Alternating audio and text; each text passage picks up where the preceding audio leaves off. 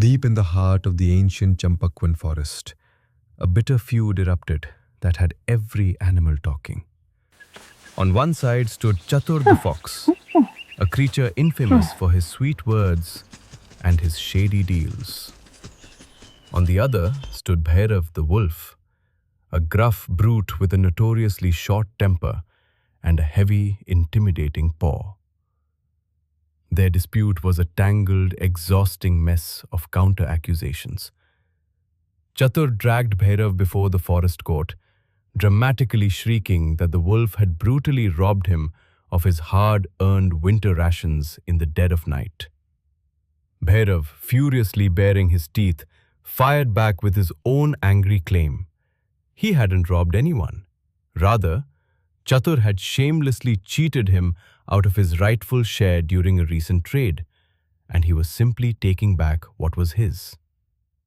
Presiding over this circus was Judge Kapi, a wizened old monkey who held court upon a large, sun-baked boulder under the great banyan tree.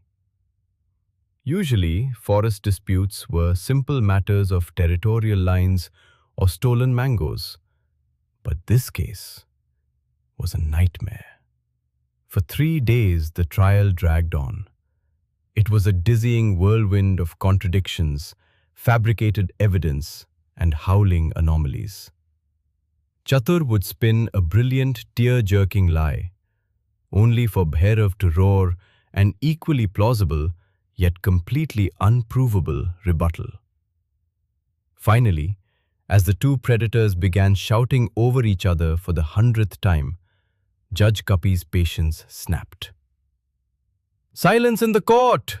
the monkey shrieked, rubbing his throbbing temples. "I have heard enough of this absolute nonsense. Court is adjourned until tomorrow morning, when I shall deliver my final verdict." The next morning, the forest animals gathered tightly around the boulder, hushed and expectant. It was the day of judgment. Chatur sat with a confident posture, sure his clever wordplay had outsmarted the brute. Bhairav sat rigid, confident his sheer intimidation had swayed the old monkey. Judge Kapi cleared his throat and unrolled a large palm leaf. He peered down at the two troublemakers. "This case," the monkey began, his voice echoing through the trees, "is a masterclass in deception and a complete waste of the court's time. However, I have reached a decision." He pointed a long finger directly at the wolf. "Bhairav, you are guilty. You have made vicious claims, yet you have utterly failed to provide a single shred of proof." Bhairav's jaw dropped in indignant shock. Beside him, Chatur chuckled quietly, adjusting his bushy tail with a triumphant smirk. "However," the monkey roared, pivoting his finger squarely at the fox, "Chatur, you are also guilty." The fox's chuckle died instantly. But, but Nyayadish," he stammered, "you just said he couldn't prove I did anything."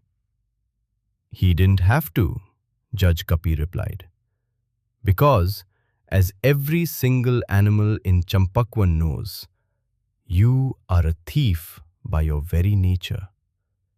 It is simply in your blood to cheat." The monkey rolled up his palm leaf. "And since the laws of the jungle dictate that both liars who waste our time and thieves who cheat their neighbors belong in cages, I hereby sentence you both to rigorous imprisonment."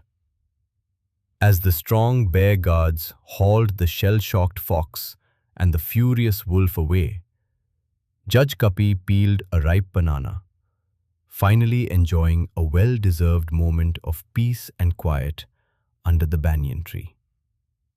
Moral of the story: a bad reputation will always catch up with you, and dishonesty brings its own punishment.